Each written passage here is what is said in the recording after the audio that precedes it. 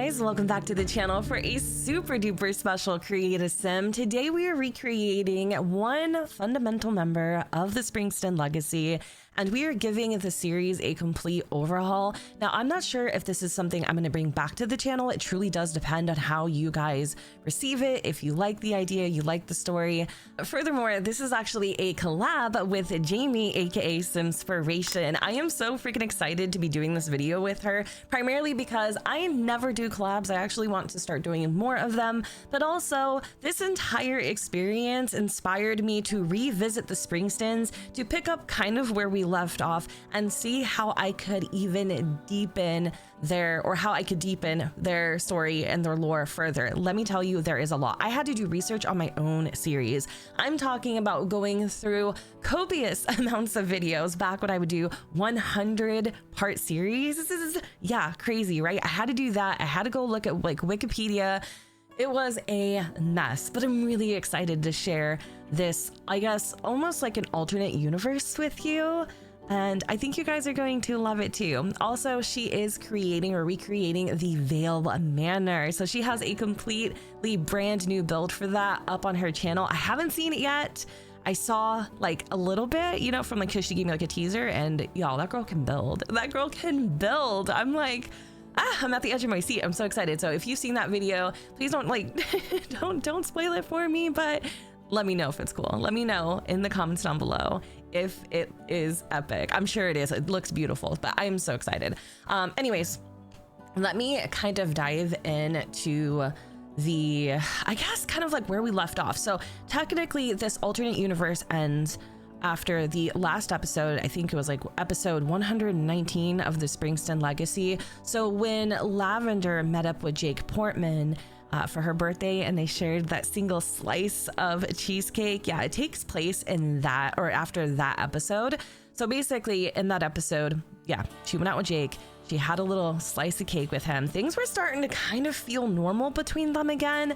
And she was hopeful maybe, just maybe they would be able to rekindle their relationship. Anyways, when she came home from dinner, she saw Indigo at the dining room table working on her homework, asked her like, hey kiddo, what's up? How was your day? And she was just really feeling down and sad. She had been thinking a lot about her biological father, and as she got older, she wanted to meet him. She wanted to know what the other half of her was like.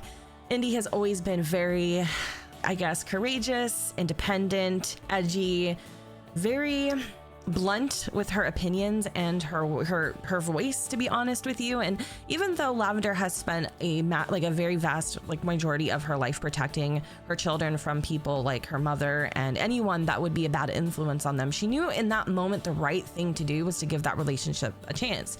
So she agreed. FYI, the sim that we are creating now is Indigo Springston. She is an adult, and I think her tattoos are wild. I love her aesthetic and I love her vibe. So the next day, Jake comes over to grab the boys. He's taking them out on a little like day camping trip, and they have so much fun. You know, they're roasting marshmallows, they're, you know, laughing, they're giggling, they're even like taunting Dad a little bit, like, hey, maybe you and Mom are gonna get back together. And it was just a really good time. Like, it was a great time. Essentially, that is where, though, we would leave off, and then we would continue on the next generation, if you will, of the Springston Legacy Challenge. It's essentially what would happen in an alternate timeline. It would be called the Springston Legacy Bloodline of the Veil, which I think is very fitting, especially with the story and everything that I have to share with you. As you can tell, okay, and I know it's kind of happening as I'm trying to get you caught up with the story, that Indy is indeed a vampire. But as of the beginning of the new series, she has no clue. She has no idea that she is the heir of the Ravini bloodline. She has literally no freaking clue. And it's interesting because like immediately when I went into her vampire form, I gasped. Like, I gasped a gump, okay? I was like, holy crap, that is Amelia May Springsteen reincarnated in the flesh. It was wild to me how well I did, first of all, okay, but also the fact that she looks so much freaking like her. It is crazy. Also, for her create a sim, I really wanted her to kind of embody royalty. She wears a lot of jewelry. She wears a lot of symbolic pieces and things like that, and clothing. It's all black, in contrast to her everyday kind of like look, I guess, where she has a little more color, but she's always very muted, very understated in terms of like color and tone. But anyway, let me get into the whatever the backstory. Oh my gosh. So here we go. Years ago, Lavender Springsteen swore off her mother, Amelia May, for she wanted a normal life for her kids, and for a while, it almost worked. Until the night of her birthday. Her ex, Jake Portman, took their twin boys camping and just a weekend trip by the lake. He called once, said the boys were talking about their grandmother, a woman they had never met. The next morning, Jake's car was found at the trailhead. The keys were still in the ignition, but they were all gone. All of them. After that, Lavender changed. The neighbors called it grief. The doctors called it a breakdown. But anyone who really knew the Springsteens knew better. Lavender's paintings started to move. Shapes shifted when she turned away and colors darkened overnight. She said she could see them, her boys, just beyond the canvas. And one night, she vanished too. Her daughter Indigo went to live with her father, Dean McKinney, out in Oasis Springs. He did what he could to give her a normal life, but there's only so long you can outrun what you are. Years later, a painting turned up, one of Lavender's last. 2 small boys by a lake, a woman's face torn out. When Indy touched it, the paint rippled, and she heard her brothers laughing. Indy doesn't really know what happened that day to her family. She doesn't know what the Ravini bloodline means or why her reflection lingers a second too long in the mirror. She only knows that the paintings are still whispering and the blood remembers. My grandmother broke death. My mother broke herself trying to undo it. And me, I came back to find out why it still won't stay buried. Whew, y'all, I have freaking chills. Like I have chills, especially because I know the entirety of this story and I love it. I am living for it. I also kind of created like a point of view of Indy, like her perception of everything. So I'm going to read that too. It says, there was a time when I thought the story was over. My mother was gone, my brothers lost, and my father did what he could to hold us together, even if neither of us really knew how. For years, I tried to build a normal life, a simple one. But the thing about the past is it doesn't really stay buried. It hums, it breathes, it finds its way back. Some of you might remember another version of my life, one that looked softer, brighter, where maybe things worked out differently. I'd like to think of that as an echo, a glimpse into what could have been, if the world had been just a little bit kinder. But this is where it really begins. Willow Creek, my mother's old house, the walls still faintly smell of her paint, and sometimes when it rains, I swear I can hear her humming in the next room. They say grief fades with time, but ours didn't. It just changed shape. It's in the air, in the dreams, in the jewelry I make that I always feel is too heavy. And lately I've started to see things again, faces and reflections, whispers when no one's there. My father says I'm imagining it, that I need to stop chasing ghosts. But the thing is, I'm not chasing them anymore. They're chasing me. So maybe it's time to stop running. Maybe it's time to find out what really happened and why the blood still remembers. And that's her point of view. And y'all, I freaking, when I was writing this, I was crying. I even told Jamie, I'm like, I'm literally crying. I'm crying right now. I'm crying. And I don't know why, because I feel like for me personally, my soul has always echoed in the Springsteens. And in the Formans, for instance, I would always tell stories of things that were actually a part of my life. Remember when June had dementia? Well, my grandmother had dementia. She actually died because of it. There were so many things in my stories that touched deep-seated experiences of my life that I had gone through, and I would always like tell them through the stories of my Sims. And for some reason, revisiting the Springsteens and like remembering those feelings and recalling what I was going through during those times, like it invoked so much emotion into me. Like I literally started crying as if we don't know that I'm a little bit of a crier. Okay. But I love Indigo. I think she looks like her mother. I think she looks like Amelia, I just love the way her character came through in this creative sim. She is breathtaking. She is striking.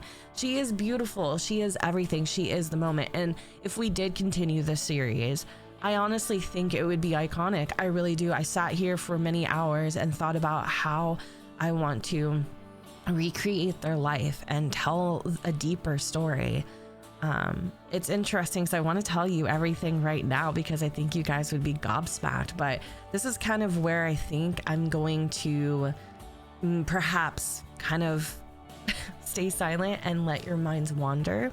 But I can tell you a little bit more about Indy. So she actually is a jewelry maker. So she designs jewelry, and you'll see like she wears a lot of jewelry, and a lot of these are handcrafted pieces. So for, I guess, Lavender, the thing that she loved to paint, right? Painting wasn't just a hobby. It was actually how she would, I guess, have or process her visions. Like she would paint sometimes. She would go into like almost like this like dormant state where she just seems like she is fixated on this painting, and it was because she was channeling her vision, and it would come through on paint. So in some ways, I feel like Indigo has that gift as well, but also she has a gift through her jewelry. I haven't quite figured out what that gift is per se, but as we know, crystals, all of those things, they harvest energy, right? And so I feel like there is a story to be told there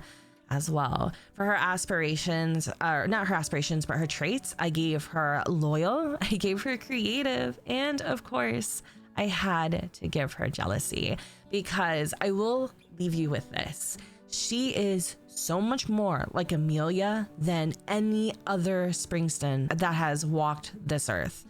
And something else I kind of thought was weird is that how in each generation there's always been a set of twin boys. I didn't realize like how like coincidental that was until after. I think it's pretty freaking cool how it seems like history just keeps repeating itself with this family, and I'm wondering how Indy is going to break the curse.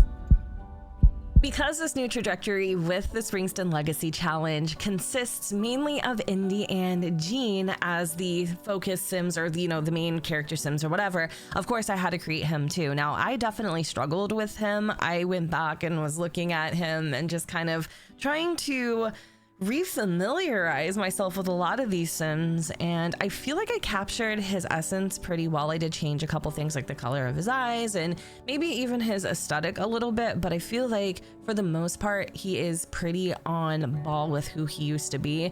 And as I was looking at my Sims, I'm like, dang, I have come a long way when it comes to creating my Sims. Like they look similar, like you can still tell they're my Sims, but they also look so different. It's just weird. I don't know how to explain it. But anyways, I do have a backstory for him, but just to give you a little bit of context, I feel like Jean has been putting on this persona that he's doing all the right things, but that's another layer to it. He's trying to protect Indy, but he's also trying to get away from the person he was. But as you can tell by like his aspirations and his traits, like that still is ingrained into his blood. So I just wanted to kind of give you a little context because my story may not make a lot of sense, but it made sense in my head. So here we go. Gene Malcolm McKinney has spent most of his life trying to outrun the person he used to be. Before Lavender, he was reckless, a little too sure of himself, a little too familiar with trouble, but losing her changed everything. The noise stopped, the thrill vanished, and in its place was a quiet kind of guilt that never really left. When Lavender disappeared, Gene did what he thought was right. He built walls around himself and his daughter and called it protection. He traded chaos for structure and freedom for control. And while he's managed to keep them safe, he never stopped wondering if safety was just another kind of cage. He's not a bad man, just one who's seen too much, lost too much, and learned that love isn't always enough to save the people you care about. He carries that weight every day in the way that he moves, the way that he avoids certain conversations, the way that he looks at his daughter when she reminds him so much of her mother. Gene doesn't believe in curses or bloodlines or anything like that. He can't see with his own two eyes, but deep down he knows something is stirring again, something that's been waiting a long time. And no matter how far he runs, the past always knows where to find him. I'm just saying that is kind of the whole entire precipice of this legacy, is things just keep repeating themselves, and someone needs to take a stand and put a damn stop to all this, because I'm telling you, I'm starting to get freaking dizzy. But as the story unfolds, as the potential for another season of the Springsteens arises, I am just having the time of my freaking life, just entertaining the idea and playing around with potential storylines and outcomes. And I feel like there's still so much of the story that was left untold that maybe back then I just didn't have the capacity to tell, because I was really young when I created the Springsteens. I think I was like 24 or 23, and now I'm like 36. So yeah, I've lived a little bit, you know what I'm saying? I've lived a little bit, but I really am excited to share this with you guys. I hope you all enjoyed this video. Please, please, please let me know your favorite Springsteen memory.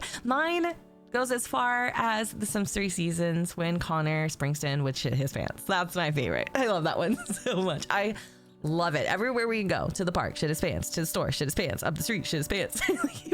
I feel like we were always changing his diaper.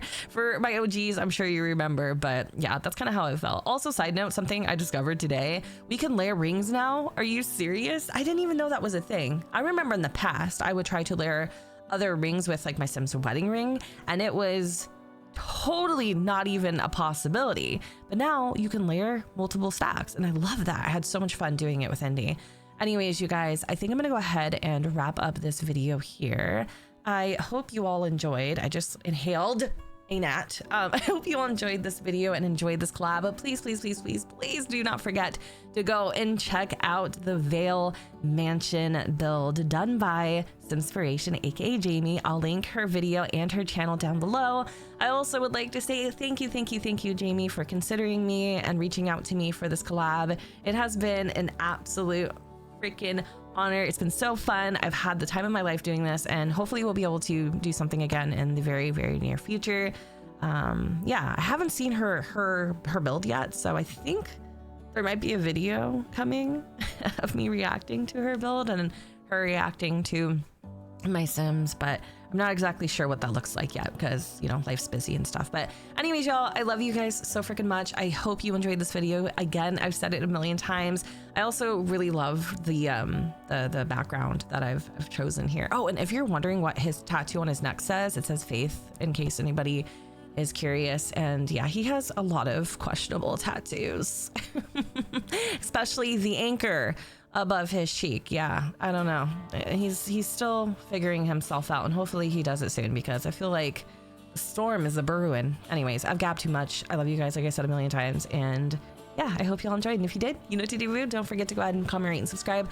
Let me know what you guys think in the comments down below, where the sun does not shine. And I will see you all next time. Bye, guys.